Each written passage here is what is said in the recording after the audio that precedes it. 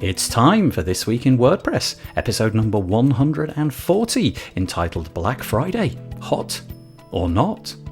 I'm joined, as always, by Paul Lacey, but for the very first time by Christina Hawkins, and after a little break we've got Vito Peleg back as well. What are we talking about today? Well, we talk about the latest updates to WordPress core. There's an article over on WP Tavern which asks us to consider what we should be thinking about during the Thanksgiving Black Friday season. Kinsta have got a new APM tool for measuring the performance of your website. Would you like something to be included into WordPress core? 5.7 is just around the corner. Perhaps we can discuss our wish list. Genesis custom blocks get a mention as well. And also we talk about the plugin company behind the WP Builds podcast for this week. That's WP Manage Ninja. And finally, there is a monolith which appears and then disappears in Utah. What's that all about? Find out. Stay tuned. This Week in WordPress, coming up next. This Week in WordPress was brought to you today by WP Ultimo. They're entering the final week of their Black Friday Cyber Monday season promo. Hurry up and get your lifetime WP Ultimo license with 35% off. That's a saving of $174. Head over to wpultimo.com/black-friday-2020. Hello. Hello. Hopefully you can all hear me. Hello, welcome once again. I keep wanting to say the WP Builds Weekly WordPress News, but 2 weeks ago we changed its name. It's now called This Week in WordPress, which I think is far more pithy, unless you turn it into an acronym, in which case it's still and it's very difficult to say. So we'll just stick with This Week in WordPress. I'm going to do some brief introductions, if that's okay. I'm going to ask you just to introduce yourself and give yourselves the elevator pitch. 3 people on the call with me today. I've got Vito Peleg, Paul Lacey, and Christina. So we'll start with Vito. Hi, Vito. Introduce yourselves. Tell us who you are. Hello. It's been a while since I've been here. I missed you guys. I'm Vito. I'm the founder of WP Feedback, which is a platform that helps WordPress professionals deliver projects faster. That is good. That is like super pithy. I like that. That's really good. Thank you very much for joining us, Vito. As always, joined by Paul Lacey each and every week. Pleasure to have you again, Paul. How are you doing? I'm doing good, but what does pithy mean, like officially? What does that mean? Like shorter, a lot shorter. Shorter. Okay, I'm going to try and do a pithy one then. Okay. So Paul here from the Dickiebirds studio, WordPress agency in the UK. Was that nice. pithy? That is pithy. I would say cool. that is the epitome of pithy. Very pithy. That's awesome. Pity. Very good. And finally, somebody new that we've not had on before, Christina Hawkins. Tell us about yourself, Christina. Yes, I own Globalspex Internet Marketing here in Houston, Texas, and I'm also a coach. For WP Elevation, and I run the Houston WordPress meetup. And on the board of the Houston Interactive Marketing Association. So, yay. You're busy. You're really busy. Yes. Yeah. Fun. Really appreciate anybody joining us from silly o'clock, and I don't know quite what time it is there, but I think it's 8 something in Houston. So appreciate. Yeah, thank you so much. In the past, we always used to throw up the comments at the beginning of the show because the show was live and that was kind of what we did with it. But now we're kind of repurposing it. So if you're making comments, please, I will put them on the screen, but I might not reference them until we get to the main content itself, if that's okay. Just a couple of brief things. I'll put the screen on. We are WP Builds. We're kind of like a WordPress network. We produce lots of content each week. We're going to be repurposing this into a podcast episode. And then on every Thursday, we produce a podcast episode. You can find all of that in this archives button at the top of the menu. We have a Black Friday deals page going on at the minute. It's wpbuilds.com/black. If you're into looking for WordPress deals, then this is the page to go. Look at that one, front and center. There's an interesting company right there in purple. WP Feedback Pro right at the top. That's really cool.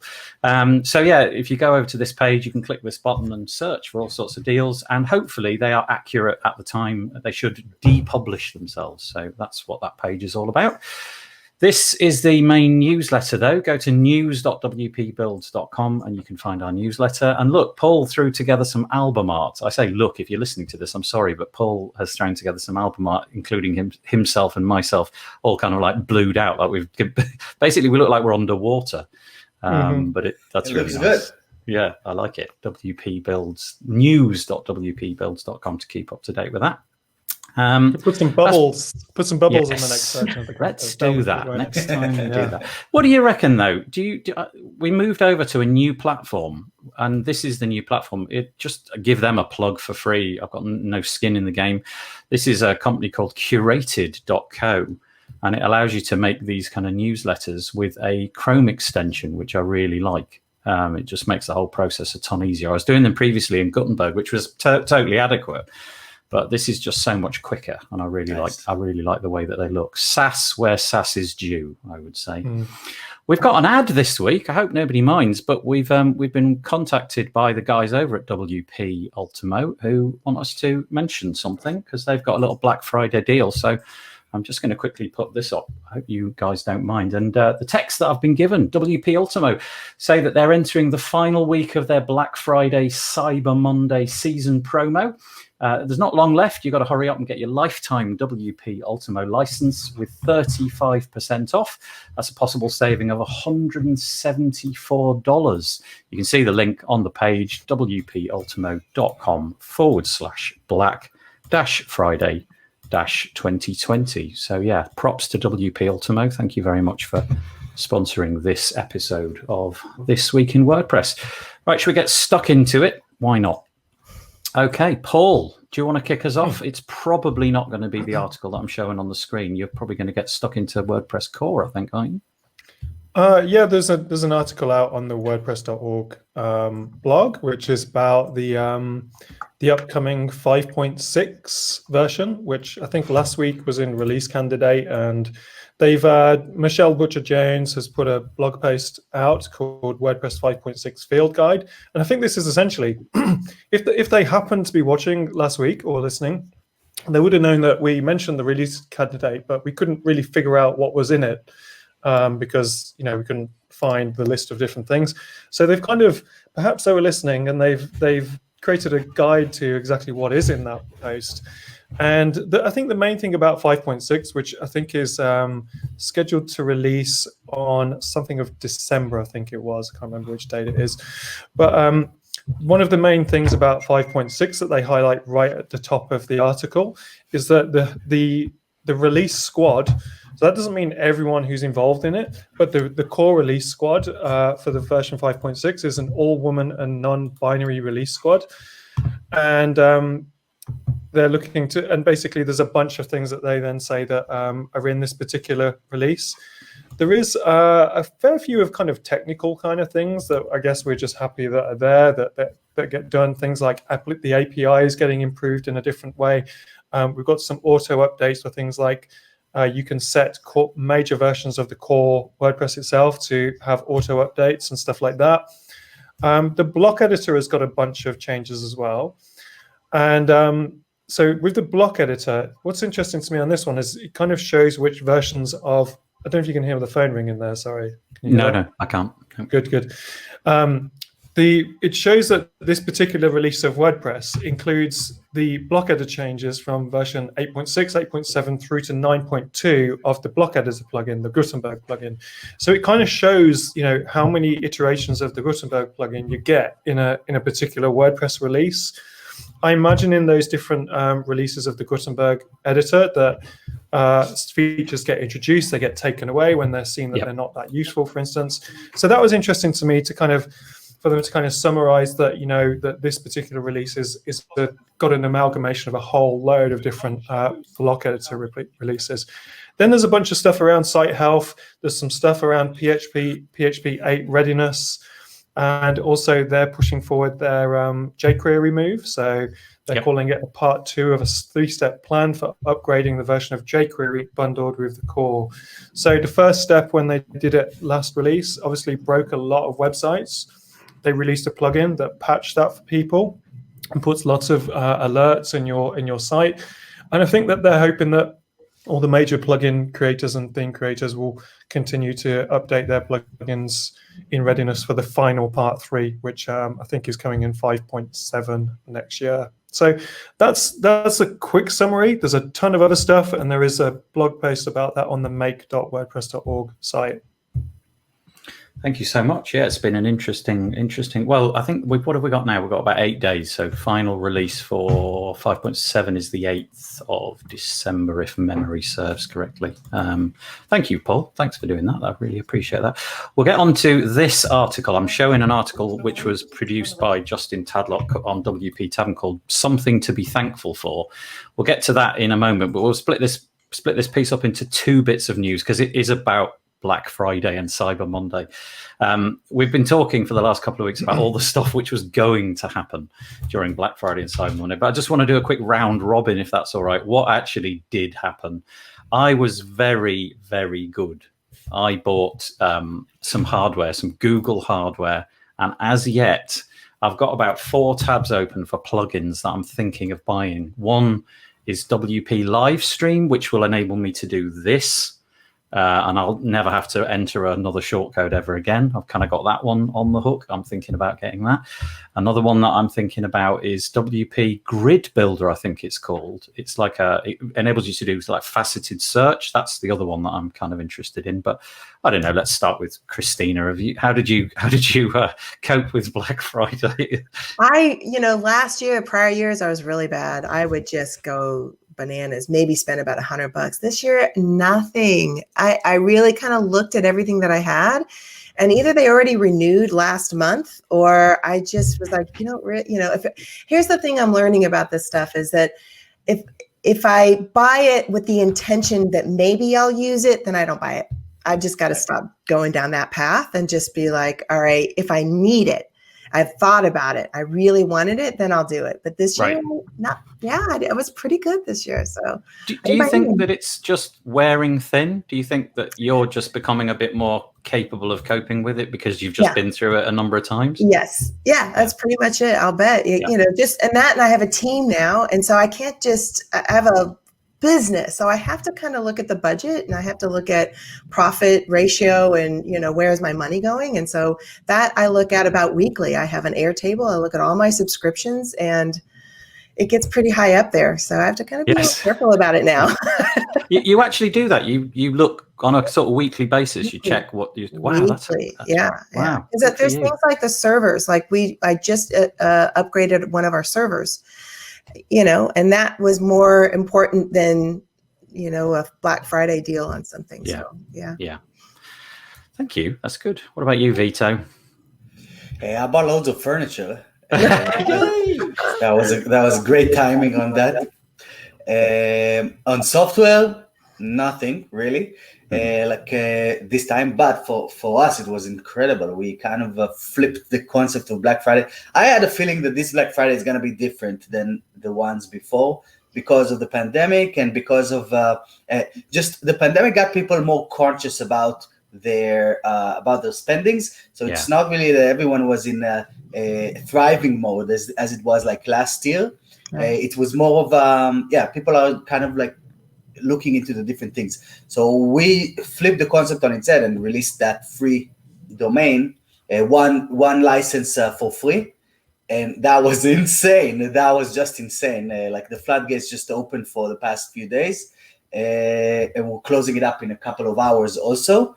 So for me, this Black Friday, I was more on the other side, rather than buying loads of stuff, even though it is fun. It's fun to do shopping sprees. Yeah. How about furniture? Furniture's a good one. Oh yeah, that was great. Yeah, you can actually sit on it. There's a utilitarian use for it. I think that's what I'm trying to look at now is just stuff, furniture, personal stuff is probably going to spend some time today on finding things like that, but for the business. Yeah. Right. I ended up spending more time looking at stuff in shops, like Amazon, general stuff, as opposed to software stuff this year. I definitely spent more time looking at that, which is not the way I played it before. What about you, Paul?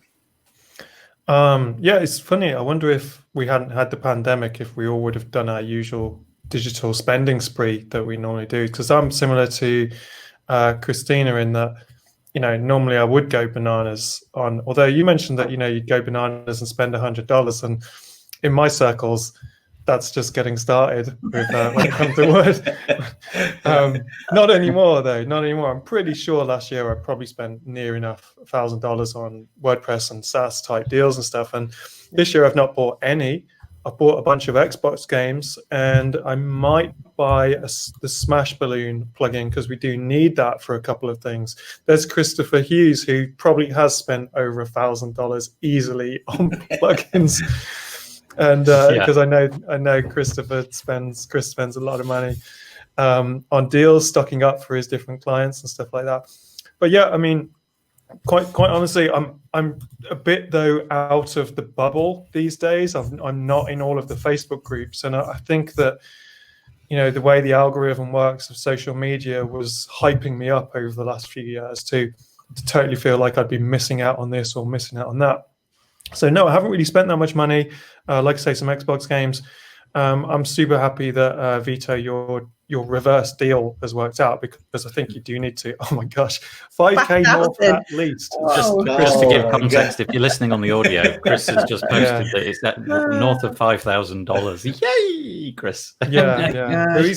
So Chris is keeping the WordPress Black Friday industry going at the moment. Keeping the dream alive. Yeah, that's good. I read somewhere recently, and it kind of goes to the point that Christina was making earlier, that somebody said, basically, if you don't need it, I mean, literally need it. If you no, that wasn't the phrase. The phrase was, if you can't use it immediately, then don't buy it. And that was just an interesting how many I have just lifetime licenses for things that I thought I would use, or I'd go back to it, and I never really did. So I have to be careful. No. If you don't implement something straight away, and it just stays on the shelf, that's the problem with software. Yeah.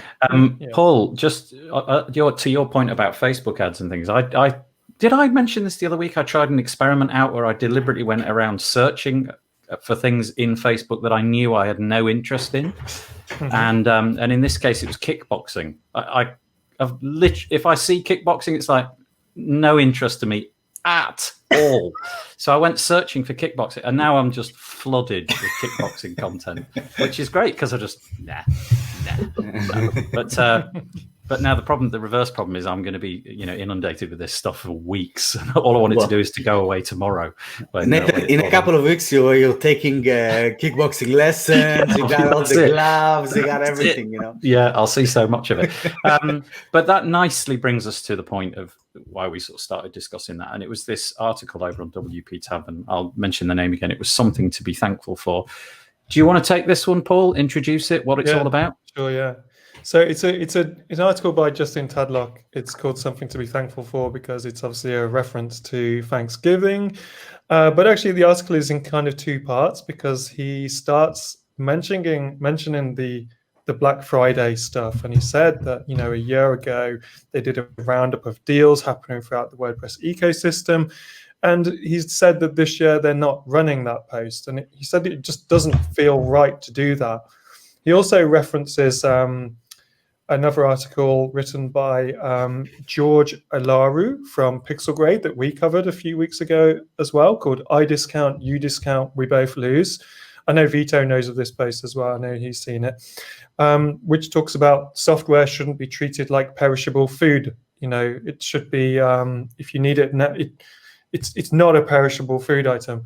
So basically, that article by Pixel Grade was very much talking about their software and their products that they sell, and how they just disagree with the whole concept of this race to the bottom, discounting. I know, Vito, you disagree with this stuff as well with your product as well. You don't have that mindset of, we need to do what everyone else is doing and sell this all cheap.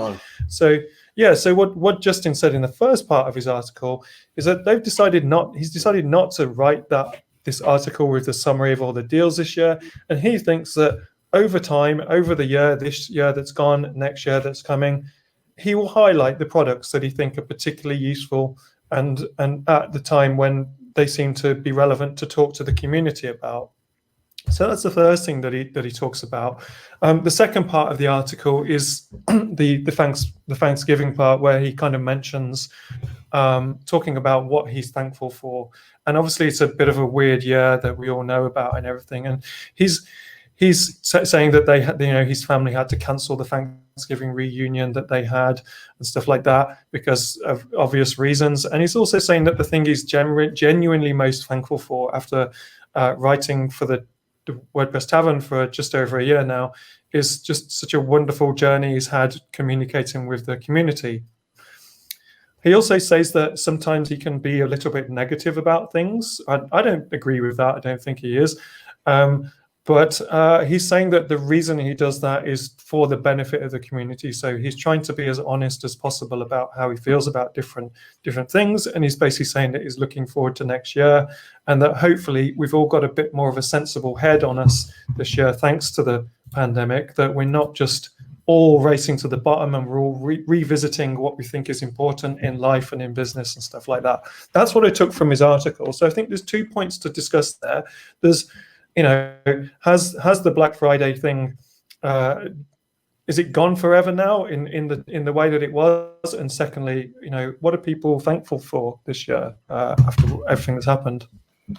We don't really do Thanksgiving. In fact, we don't do Thanksgiving at all. It was only the other year that I finally worked out what it was about. And it is interesting that the turkeys, right? Well, yeah, that's right. Yeah. Yeah. And but it's interesting that this shopping sale, I mean, I don't know what it's like in North America, but here Black Friday is the only thing of interest at this time of the year. In other words, you have Halloween, well, more or less a month away in the past, and then you've got the build up to Black Friday and Cyber Monday, which stand completely alone. And I just wonder, from an American perspective, it must be kind of weird to have Thanksgiving, which is almost a bit like Christmas, right? Everything stops, botted up to this holiday. And I just wondered if everybody's sitting at the phone when they're supposed to be doing their Thanksgiving dinner, checking out the latest Black Friday deals. What's it like? Well, like 10 years ago, it was a family time. You're prepping to go shopping Friday. That's the time you have family and they're visiting, and all of us, not because I never did it. I was never interested in standing in line for any kind of store, but they would rush to Friday morning, and it was an all day was bonanza. We could get LCD TVs for $500, and so it was just this. And I think also in the US, you practically have Thursday and Friday off. So it was the perfect time to have all day Friday shopping. So I don't know if that just kind of migrated over into Europe as the Friday thing. And that's really just because we had Friday off. And then Cyber Monday started, about 5 years ago? Well, not 5, no, 10 years ago as well. But, it's grown now. I think I read that it was up 3% this year in Cyber Monday, more so than it was the prior year because of the pandemic. But Friday they said empty. Malls are empty. You could see pictures of New York City empty. It's just the strangest thing for a Friday on that, something like that. So that is fascinating, because it feels to me, like we mentioned earlier, it feels to me as if I'm better equipped to deal with it. Psychologically, I don't feel the same kind of pressure. When I see the slew of emails coming in, I'm far better equipped to just sort of take the deal and look at the deal and be realistic and weigh it up and balance it than I ever have been. And I feel that as time goes on, I'll become only better prepared and probably more skinflint than I am already. But my kids who are, just old enough to kind of get online and shop, they're totally into it. It was like, they've been talking about it for ages. So, as one generation passes out one end, another generation just come along the conveyor belt and they're ready to take over the mantle. It's not WordPress plugins, but yeah, it's interesting. It is interesting. I think this whole Thanksgiving thing is quite nice. There's a few nice comments at the bottom of this article where people like David McCann, who we know, mentioned that he's really thankful for Gutenberg and various other things as well. Topher saying all sorts of things that he's happy about, including the WordPress community and so on. It's just a really nice piece. Okay. Anything to add to that, Vito, or do you want us to crack on? I would say that, talking about your point about Black Friday, how it is here in the UK compared to it is an American holiday that kind of came onto here, but we have Boxing Day. It's very much the same. It just doesn't. It didn't go into the software world yet. Yeah, it'll be Unboxing Day, and then But I think that the point of it is, or the reason why it became such a big thing, and it's a thing. It's like it's a holiday. It's like the software people's holiday or the product makers' holiday all over the world. There's another one in China, like the Bachelor's Day in China, day, isn't it? Single Day, something like that. Yeah. Mm-hmm. So they do these kind of things as a way of pushing attention or grabbing the attention of a lot of people at the same time, because people's attention span is getting shorter by the minute, right? As a technology and as we all kind of evolve, and it's very hard to grab someone's attention for a sustained amount of time. And Black Friday, I think Black Friday, Cyber Monday, these type of holidays are a great opportunity for product makers to really be out there, because that's a time of year where people are actually looking. You Right. know, I think that a lot of, it might not be as insane as it's been in previous years and so on, but still most people have $300-$500 in their pocket that they know that they're going to spend over this time, which means that they're going into like research mode, trying to figure out which software it deserves my money or which software deserves my attention. So it's a beautiful time for product makers to really try and stand out doing this thing. That's what we try to do. We try to kind of, when the ocean is completely red, because every product in the world is promoting at the same time, we try to just dive deeper. But not from the point of discount, but from the point of understanding that people will give us their attention, and how can we serve them in that, and not only compete on these $300 that they have now, but they're gonna have $300 more next month also that you might get. But if you lose it now, you're probably not gonna get it then.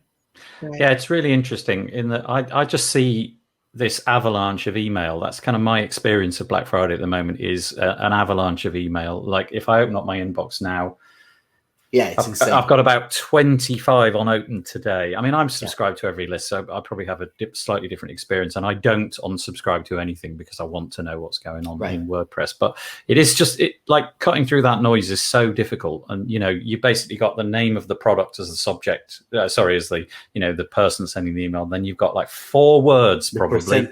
Yeah, 4 words, and then I'm lost. That's it. I'll read it, and then it just goes away. So it's just tough. It's really tough, and I do feel a bit sad for the the multitude of plugins out there that are trying to make some noise and get themselves recognized and what have you. And this must be harder than any time of the year. Anyway, go and check this article out. It's really cool. It's a really nice piece by Justin. What I'm saying is that it's actually a lot easier than any other time of the year, and that is something to consider. Especially, I know you're working on a SaaS yourself, so probably need to start working on your next year's Black Friday strategy, Nathan. Yeah, that's it. It begins tomorrow. Yeah. Yeah. Paul, do you want to take the next one as well? We're going to move on to a different article, which I think is a really nice one. It's just in Tadlock again. WordPress 5.7, which is just around the corner. The article's called Wish List, Save Block Editor Settings Per User. That kind of bit isn't really what we'll discuss, I don't suppose, but I'll leave it to you, Paul. I think somebody, I don't know if I think it might be you, Vito. The mouse is quite a noisy mouse. That's okay. No worries. There we go. So I threw away my massive pad and to get a new one. That's right. Yeah, you bought the expensive, noisy mouse that you got from Amazon. You need to get a nice silent mouse from Cyber Monday deal on Amazon. Yeah. Why not? Well, I used to have like this Galaxy massive like mouse pad that went all over the table, but it just became so dirty. So when we moved, I just chucked it away, and now everything is sliding. It's time to go. Yeah. Right, it's over to you, Paul. Wish Yeah, list. so the article from Justin. Justin's done, I think, all of them this week. From the ones that we're covering on the Tavern for sure. There's kind of a call for the ability for the general settings in the block editor for WordPress 5.7 that you can save the general settings per user. It's not really justifying an article in itself, I don't think, but I think the article is really saying, what do you want for version 5.7 of Gutenberg or WordPress? What's on your list? And I mean, I can kick off with what I want, having started to use it a little bit more. Personally, if Matt, if you're listening, Sure you are. What I'd like you to push through, regardless of whether anyone else agrees, a little bit like what you did when you went full screen mode. Could you make it so there's a quicker way for me to get straight to the block patterns? Because I'm using the block patterns a lot, and I'm showing clients block patterns, and I'm generally pressing plus, moving, press browse all, going to the patterns tab, and then choosing my pattern. So if you could do something about that, Matt, that would be absolutely fantastic for 5.7. Just push it through like the last time. Yeah, I like it. No, that would be a really useful feature, I think. I'll do mine next, because I'll give the other two a chance to think if they've got something up their sleeve that they quite like in WordPress. Yeah. Can we just say that Chris is just coming out with more honesty, and he's just pushed up his budget that he Stop press. Hold on. Let's pause the screen a moment. And all right, here we go. Let's go back to the story from a moment ago. What have we got?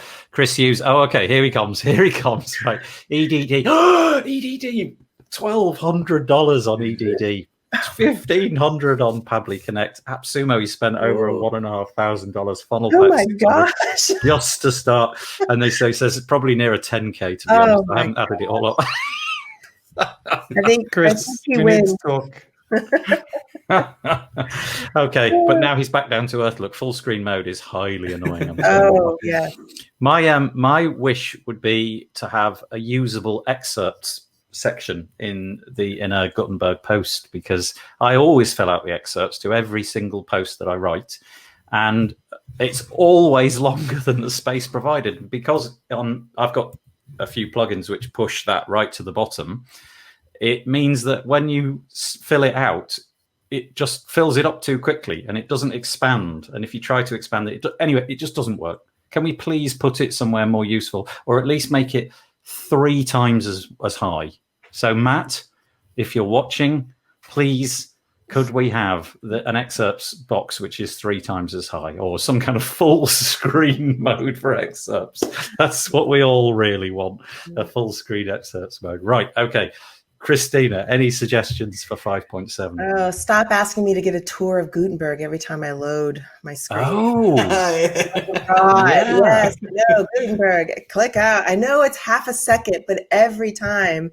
And again, I manage 120 websites, so it's just like, oh, there it is again. And I think it's cookie or something, and as well as the full screen. I'm like, I hate not seeing. I want my full screen. And I have to say, my clients would say the same thing. They're a little annoyed with the extra clicks you have to do what we used to do very, very simply. So I love blocks. I'm more and more becoming a fan of it, and I like it. But there's another thing that kind of is annoying is the blocks, separate blocks per paragraph, right? And so yes, it's kind of nice, I can move them up and down, but I wish there was some feature I don't have separate blocks, like it just a block of all my text, and not every time I hit enter a new block shows up. It just sometimes makes it hard if I need to make edits and changes. The third thing is HTML mode. I feel like that's an extra 4 or 5 steps for me to do HTML mode. And it's easy for me to see it, but when my clients try and do it, they like the old text HTML tabs. And it's hard for me to explain why they switched it out. And even the HTML block editor of maybe one block, it's just not what I'm looking for. I'm looking for more of a bigger viewpoint. So yeah, got some more tweaks to do on it, but I tell you what, Matt's got his work cut out this week. Yeah. Several orders coming from all of us. This is great. What I loved about that was I'm just shocked, Christina, that you're struggling to explain to your clients the reasons why WordPress has changed some things and the way they have. That's pretty much my day as well. Every time I'm introducing the block editor, but I know I'm bashing the block editor again. Yeah. But I'm sure it'll get there in the end. But it is, so Paul, why is this like this? Well, it's probably best we don't get into it. Yeah. Well, the truth is, you don't know why it's like that, and you didn't even know it was coming to be like that. It just it just showed up today, basically. Bernard says he doesn't like it either, but the handling of metadata is even worse. Oh, okay. Yeah. Definitely the metadata, things like ACF pods. One more thing. Those kind of things. The permalink. You're on a roll. The permalink. That was mine, Christina. You go for it. You talk about the permalink. No, let's finish Christina's first, then we'll come and Vito can have the They're floor. too close to the learn more about permalinks and the permalink itself. How many times have I clicked that daggone what is a permalink and Opens not it.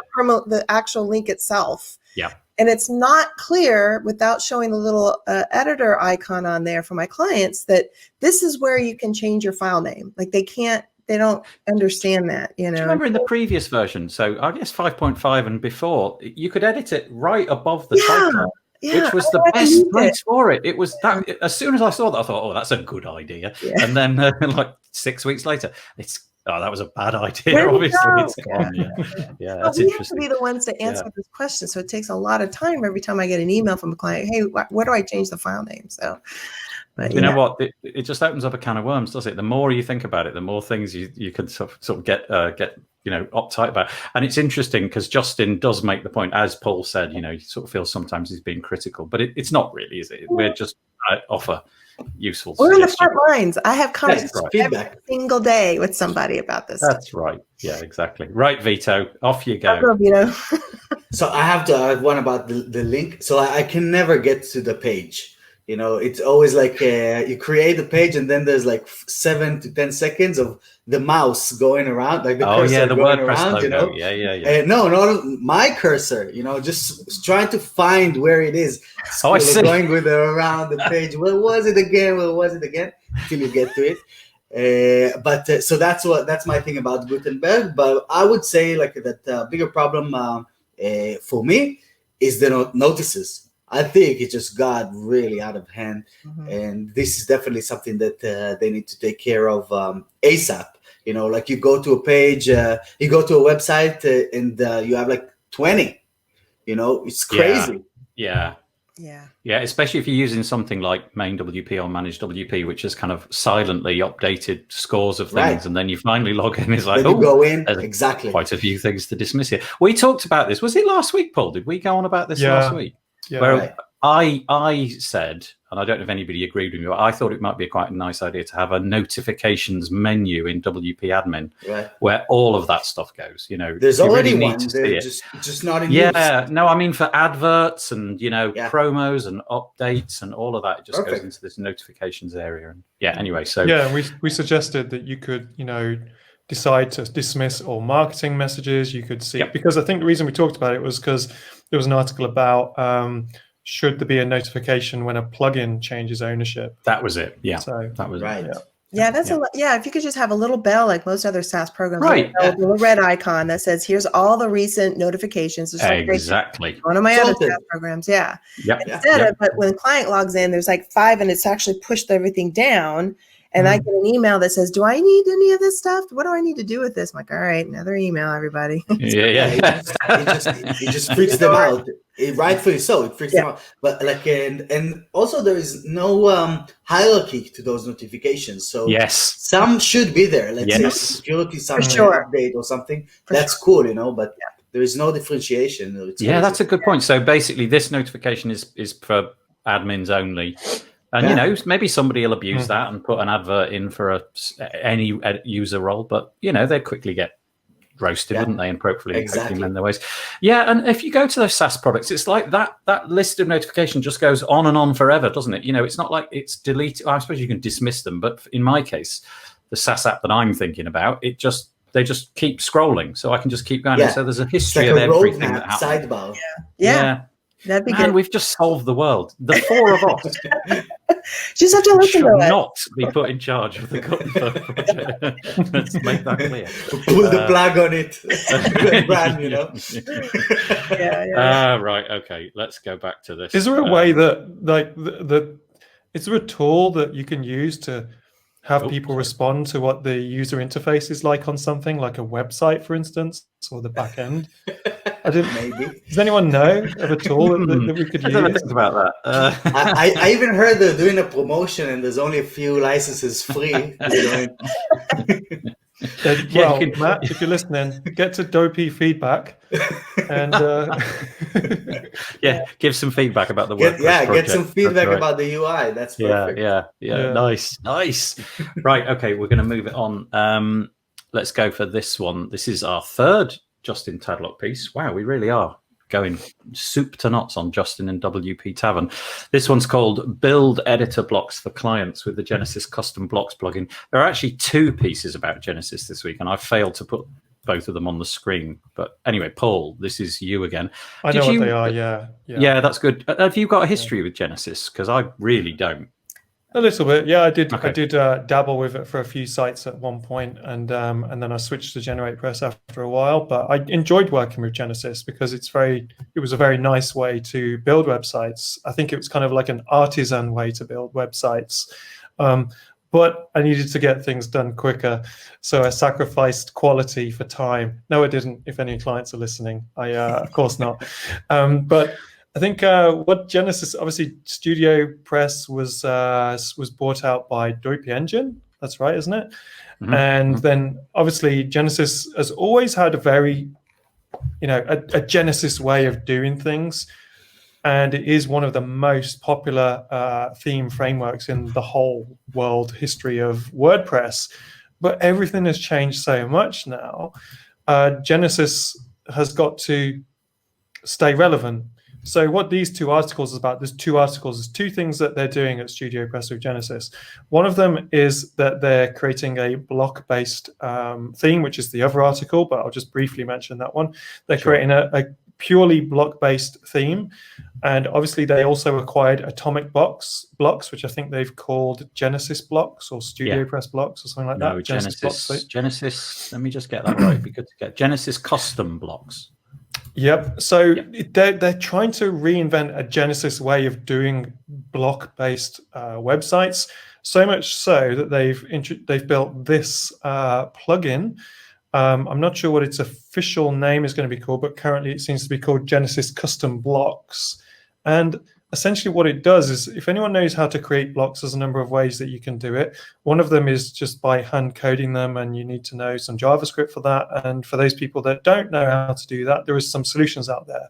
And one of the big solutions that a lot of people use is advanced custom fields, for instance, which you can use to create custom fields and then assign those to custom blocks that you create. There's other ways. I know Bernard will be saying in a minute in the comments about the way to do it with pods and stuff like that. So there's a number of solutions that don't require you to know any JavaScript and basically use PHP to create the blocks. But again, you don't need to know PHP either because there's a custom user interface for it. So Genesis, I think they like to have it all in. So, you can use the PHP hooks that we provide. You can use the blocks that we're providing. And now they're saying, and for the custom fields in your custom blocks, you can use our custom block creator plugin. So instead of, just promoting the ACF, you can do it with ACF Pro, because I don't think they want users to have to buy another product, which might get acquired by a different hosting company one day. Who knows? They're creating their own solution. So with this particular plugin, it looks pretty good, but it's a long way behind the competition. Like I say, what you can do, you can create, for instance, your own block. You can assign a background image to that so that every time a user drags in that block, they're filling in the different boxes, and you can decide how that's outputted on the front end. So it's interesting that they're trying to stay relevant these days. And my thoughts on it really, when I was thinking deeply about this, was I really think how WordPress has changed. It's very, very difficult for one plugin like StudioPress or Genesis or a theme to be as huge as it was back when it was massive. I think the days have gone of a huge WordPress plugin, a huge WordPress theme absolutely dominating, because it's opened up the field so much. So to me, this is kind of Genesis trying to stay relevant and shift. Yeah. I don't know what the real Genesis users think about this, because it's such a shift in the way they do things. So that's what full on, isn't it? Full on in with blocks.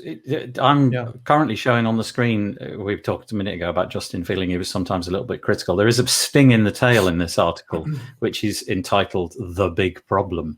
and he's very careful with his language. This is about as cross as I've seen Justin ever get. And I'll quote, he says, "The plugin commits the greatest sin of WordPress development. It fails to, you can only have this on a WordPress blog or podcast, couldn't you? It fails to prefix or namespace its custom functions." So they use things like block_field and block_value, and they're completely global, which obviously kind of stops the Gutenberg team in the future using what would appear to be fairly useful names that they might want to keep for themselves. So, block_field, that seems like it could be quite useful elsewhere.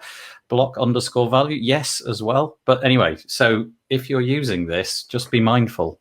Maybe they'll namespace them all in the future, and that problem will go away. Christina, Vito, sorry, Paul, carry on. I was just going to say a worse sin than that is the classic editing the core files of WordPress on websites when you start doing it. So Justin it's probably a bit more advanced and didn't even ever occur to him that actually happens. Yeah, but it does.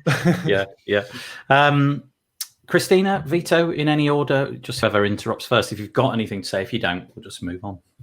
I'm going to talk about what Paul mentioned here when it comes to the consolidation of the industry and how companies.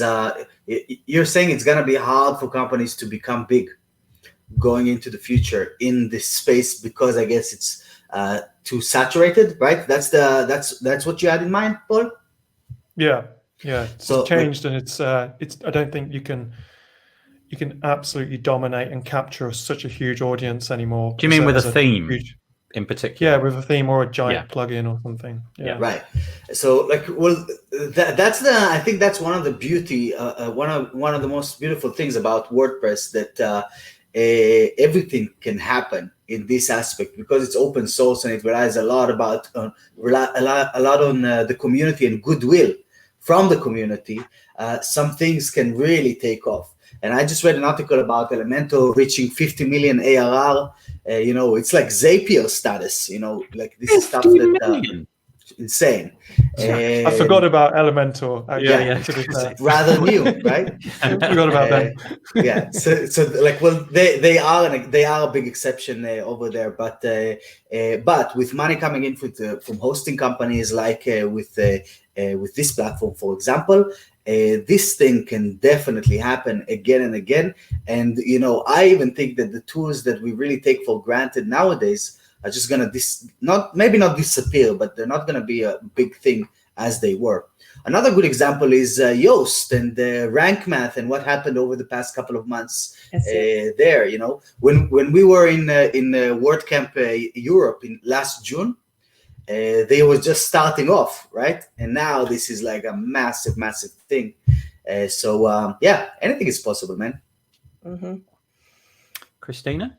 I haven't used Genesis in a while. I think since about 3 years ago. I was all Genesis, all in on Genesis. And then I think Beaver Builder kicked in. So I've been kind of full on Beaver Builder for a while, especially when they came out with Beaver Themer. That changed everything. I was like, the greatest thing ever. And so I kind of left Studio, but I think it goes back with Paul and Vito. What you guys are saying is, to be relevant, they have to really kind of keep up. I think things are changing very, very quickly. And I feel like Genesis kind of missed the mark. I feel like it's like a Blockbuster situation. They had the skill, they had the developers, they had the time, but they missed something. I don't know. Somewhere along the way, they didn't quite get the notification that page builders are coming up.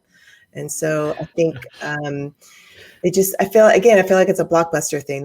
They were really good. They still are. And there's still some hardcore Genesis fans, and it's still very clean theme, clean code, which is so important nowadays. I don't know. I kind of with them like, why would you do block field, block value? Like, what were they thinking? But it's amazing. It's a big deal, actually. Yeah, I don't know. Everything that you've just said is exactly what I'm surprised WordPress, the community, hadn't already used those fields. I'm a little like, where probably some plugins did. I'll bet. Everything that you just said, Christina, it kind of mimics exactly what I think, and I'm gonna preface this with saying it's probably what Paul thinks as well, because, literally, along comes Beaver Builder and both of us kind of dropped everything. I didn't have a great heritage before then in WordPress anyway, but I know Paul did, and it all just changed for me at that point. And it just feels like Genesis isn't, it was being talked about everywhere. There were just articles coming up everywhere when I came into the WordPress space, and it feels like it's gone the other way, and now maybe they're trying to claw it back. But with the pockets that WP Engine have got, who knows? Anything is possible. You can maybe spend your way back into the game. I think it's a lot of it is a matter of mentality. You got to have the startup mentality to stay ahead of the curve, because if you let yourself, rest on the laurels, then people are just gonna ride past you. Yeah, and and this is exactly what happened in this case, and Blockbuster as well. Yeah. You always have to keep that kind of innovative mentality within the business. I think it's one of the best decisions to make it a core value, staying innovative, so that this way you have that as something that you really contemplate about constantly, like on a daily basis. How can I be ahead of the curve instead of how can I just do what I'm doing? Right. Yeah, I think the agile nature of these things is often what does it, right? Along comes Netflix, and probably Blockbuster just thought, well, this will probably not work out for them. Let's just stay the way we are. And they could have solved it so easily, starting a pilot with their mailing list. Starting a small pilot. Easy. Yeah. It is amazing. But on the same flip side of that, and it goes back to Beaver Builder and Elementor and all these page builders, it's been about 3 or 4 years, and Gutenberg is now out. And I don't see a lot of cross working with Gutenberg block editor. So when is these page builders going to start figuring out, how are we going to work with Gutenberg? How are we going to work with block editors?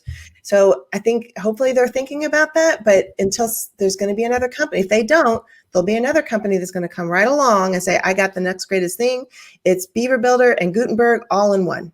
And well, now I can't jump ship because I've got so many websites on Beaver Builder. Right. My license goes with it. So I'm hoping, but that's not to say the next iteration in the next 10 years or 5 years, whatever, of new websites that I start to build that has that new, because it's just better and it's cleaner code, it's faster, performance is more excellent, and I can do more with it. So do you know, that's really interesting. I think the legacy is what keeps a lot of these things going. So I'm wondering how many new websites get built with Genesis, and how many websites are every year just updated to the latest version of Genesis. A good friend of mine, David Wormsley, who I do the podcast with, he's got a whole slew of Genesis websites. He won't build anything with Genesis, to my knowledge, these days, but he'll still be, I don't know if he's paying for his Genesis license or if he's all in on a lifetime deal or whatever, but that stuff's just going to stay on Genesis. And he's thankful that it was so good, because he says it never breaks. Yeah, but, everything he builds is going to be Beaver Builder and his favorite theme, whatever that might be. Merge. There was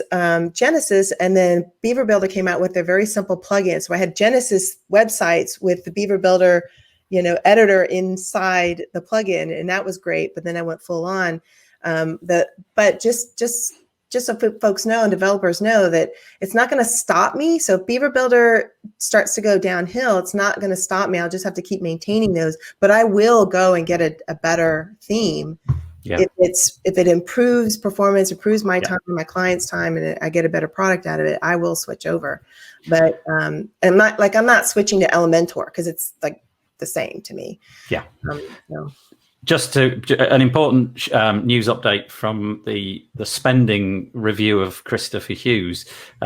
He's bought Beaver Builder as well. He's just admitted they just keep coming. What we need is a sort of an annual budget, a bit like in the UK, Richie Sunak, the Chancellor of the Exchequer, stands up and gives us the load. What we need is an annual Christopher Hughes spending review. Just like a report, a PDF report or something. Yeah. So Rashawn asked a question: if Genesis is so good, why switch to Beaver Builder? It was a completely different tool. It's just Genesis was one tool, Beaver Builder is a totally different tool, and it just did way more. I missed that one. I'm sorry. Who was that? Sean O'Neill. Oh, okay. Okay. Yeah. Um, And then Peacher goes on to say Genesis doesn't have a page builder. I think she's answering to Sean as well. And but in a way, they're trying to kind of I don't know, reverse engineer one with their purchase of atomic blocks and their block based. So you can see what they're trying to do, but they don't have their leader anymore. Brian Gardner isn't part of he's the gone. situation. You know, and only last week we featured one of his tweets where he was kind of laughing at the him trying to just use the block editor and trying to figure out how to do something. And so I think if somebody invented a user interface that was as good as Beaver Builder or good as Elementor, but it actually made use of blocks. Mm-hmm. So it just said, you know what, the block editor isn't really working as a UI. We're going to make a UI that feeds into it, and you can switch to the back end a bit like when Divi still does, doesn't it? It has its front end and its back end, and so does WP Bakery, because those plugins go back far enough to not have front end editing. So if someone, it feels to me that that's going to happen with the block editor. Either they'll do it themselves, or somebody is already working on it and is building a front end UI to do what happened with Divi and WP Bakery, to give us a front end, usable front end editor. Mm-hmm. Wouldn't that make more sense for Gutenberg to do it from the beginning? Because everything went to the front end anyway, it is as a logical step, because scripts are running on the front end. Everything is happening as it should. You can't get the same experience in the back end as you would on the front. So I didn't get that step from the beginning. It should have been edit with Gutenberg. You go to the front, like Beaver Builder or Elementor or these guys. Right. Andrew Palmer's mentioning Gutenberg Hub, which gets quite a lot of attention from Justin. Justin Tadlock does actually talk about this quite a lot. So we'll just very quickly show you this project, which is really nice. It's over at is a great guy. Yeah. And I mean, just like, if there's one person on this planet, apart from Vito, who doesn't sleep, and that's not because of his new child, it's because he just doesn't sleep. It's this guy, Munir Kamal. Just like, how many things can you do at once successfully? Oh, this is his as well. Wow. I'm sure this is his, right? Isn't this Munir's? Yeah. Yes. Yeah. And it's just a ton of amazing resources. Basically, switch Gutenberg on, go to this website, find what you like, copy a bit of code, paste it in, and you're off to the races. It's really good. And Justin has been banging the gong of it for a while, and like really bigging him up, which I think is well deserved. So that's gutenberghub.com. It's very rare on this podcast that we successfully have a segue, and I had one and it's gone. I've completely forgotten what it was. It was all to do with the fact that, I know. It was that some companies can come out of apparently nowhere and suddenly become like ubiquitous, and you can't stop hearing about them. And thus it was about with this lot. This is a WP Builds podcast episode. I mean, we did a podcast with Jewel from Fluent Forms. Fluent Forms do Fluent Forms. They do Ninja Tables. They now do Fluent CRM. This is one of those companies where I've basically, if they build it, I'll buy it. And a year ago, I don't think I'd heard of them. And now everything that they do, so these are one of the companies that have maintained in my Facebook group. It does just go to show that you can, like, who would have thought that you could come along with a plugin that is a forms plugin, yes, and actually get a decent stab at the market share. And it was an intelligently low lifetime deal, which got it, I think, a lot of people interested, and then came out with this CRM product this last couple of months, which has really got some great plaudits. I have a copy of it. I haven't deployed it, so I can't mention it really. But I think it speaks a little bit to what Vito says. Maybe you can't become the only one that anybody's talking about, like Genesis did. But it does speak to the fact that these guys, they have been able to, you can't really see a lot on the screenshot. Anyway, It's a podcast. Go listen to it.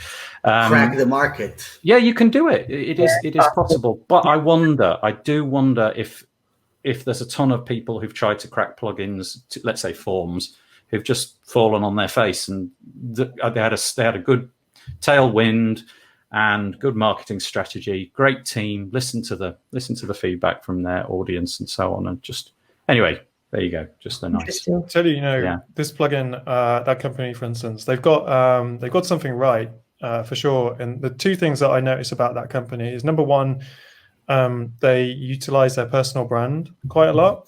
So in the form space, you could say that's a totally crowded market, but it's difficult to name someone who's leading one of the form companies. It's I think there was one that got bought out recently. The Gravity Forms is obviously the most famous form plugin, but I think the founder of Gravity Forms is kind of notoriously quiet, doesn't really come out and say much in the community so much. And those guys are pretty vocal, they're in the communities and stuff like that. And the second thing that they've got is that they're able to see what their predecessors did without having to go through that whole learning curve. And that's kind of what, Vito, you were able to benefit from that. There's a bunch of different plugins. Well, there's like probably one WordPress plugin that you compete with, and then there's a lot of SaaS products that you compete with. And you can see what those people have done and add personal brand to it. And guess what? That's what you did, Vito. And it worked out pretty well for you as well. So I think that is like a way to do things now, is to, take what other people have done. I would say. Sorry, I have to interrupt. We interrupt this to bring you a special bulletin. Chris Hughes has also bought a lifetime deal of Generate Press, just so that you know. This is so good. It's the point that everything that we say he bought this year, we could have gone so in the opposite direction, but it's lovely. And I know he's got a good sense of humor, so I'm pleased that we can do this. Anyway, sorry, carry on. Put it down. Walk away for a moment. Oh my God. Just walk away, Chris. I'm sorry. I had to do that. But I think, Vito, you were about to speak, and I apologize for interrupting. I was going to respond to what you were saying, Paula. I agree. A personal brand is because this industry is driven by community and driven by this stuff. Us sitting here and talking about this, and it happens throughout the week in other forms, no pun intended. But when it comes to who I think it's the personal brand, but it also has a lot of another thing that you could see in all of these new let's say the new generation of products in the space, from the past couple of years that are kind of rising. And I think, if I may say about myself, it's about the broader vision. So WordPress used to be a concept about, a lot of plugins still do. It's the very niched out function, and you get that function, and that's it, And as people are, and as this community evolves, it becomes more about platforms. And I think that the ones that really win look at the full solution, rather than trying to look at just that tiny fragmented kind of flow of how I can do just this. And even if we're looking at a company like Gravity Form, and I'm an avid Gravity Form user, I've been using them for more than 10 years now. Been on the developer license there, but it stayed the same. It very much stayed the same.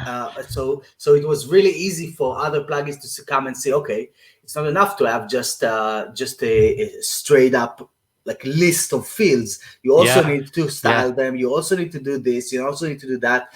And that would brought Fluent Form really above the rest in that aspect. Another one that did exactly the same is Elementor, that went on to say, all right, why would you need a pop-up plugin? Let's do a pop-up widget.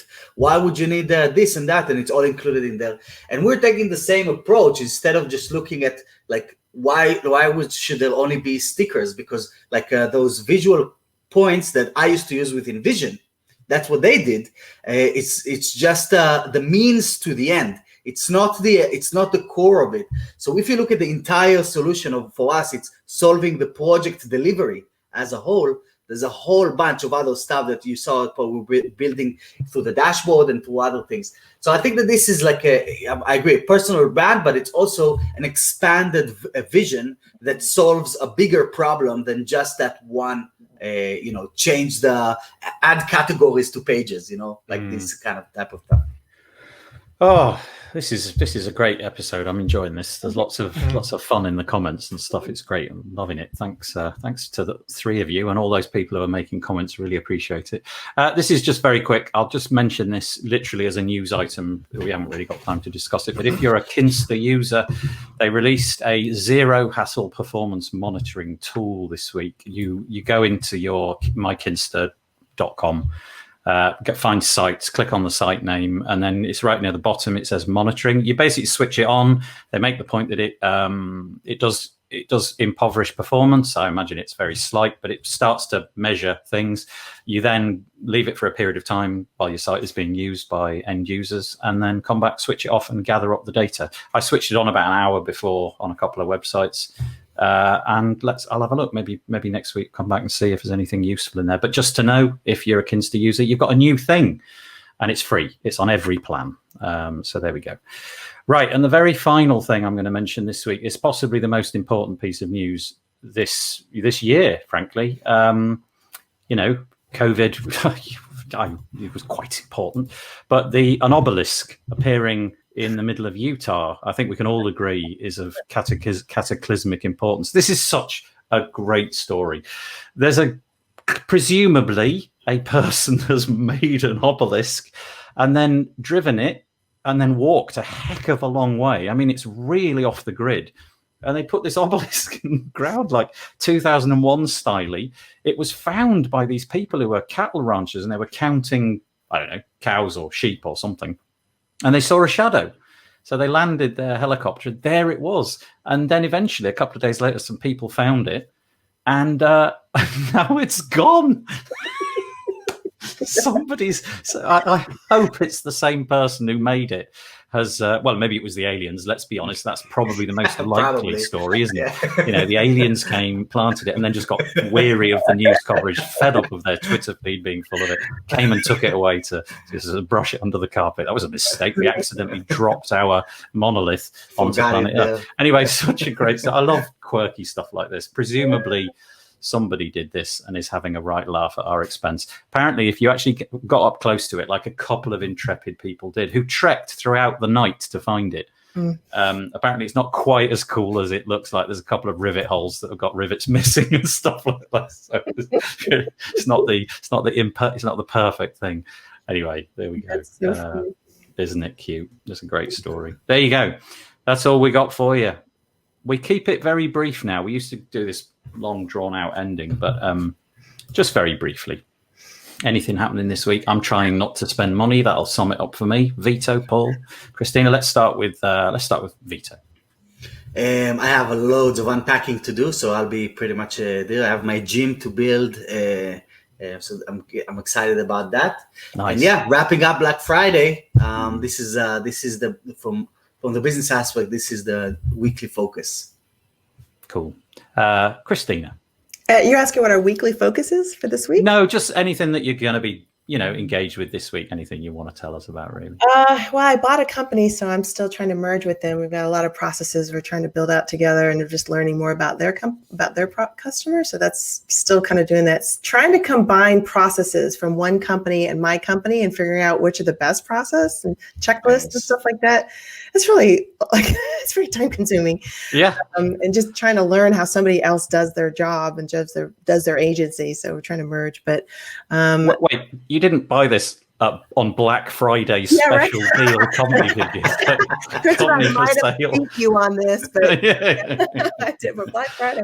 Yeah. Oh, yeah. All of a sudden. Yeah. Well, what a great bit to announce at the end. Do you want to tell us a little bit more, if you like? That sounds intriguing.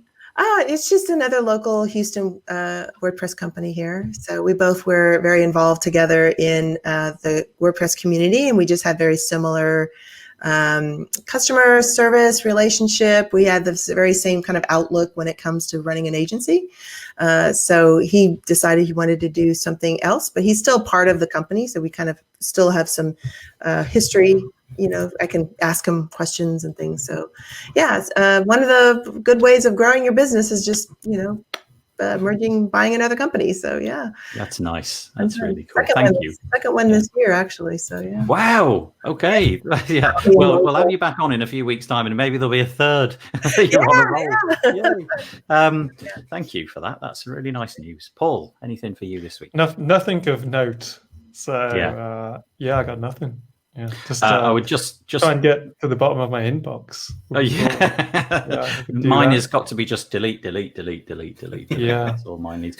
Speaking of which, this was posted by Christopher Hughes during the article about the monolith. He bought it for Black Friday, and he said it shipped back to wherever he is right now. That's brilliant. There was so many nice comments. It really makes it worth doing when people comment. Thank you so much. Really, really appreciate it. We'll be back this time next week. I can't honestly tell you off the top of my head who we'll be joined with. Paul Lacey will be one of them. But thank you so much, guys, for joining us this week. We'll see you 2 p.m. UK time next Monday. This is This Week in WordPress signing off. Take care. Thanks, Vito. Thanks, Paul. Thanks, Christina.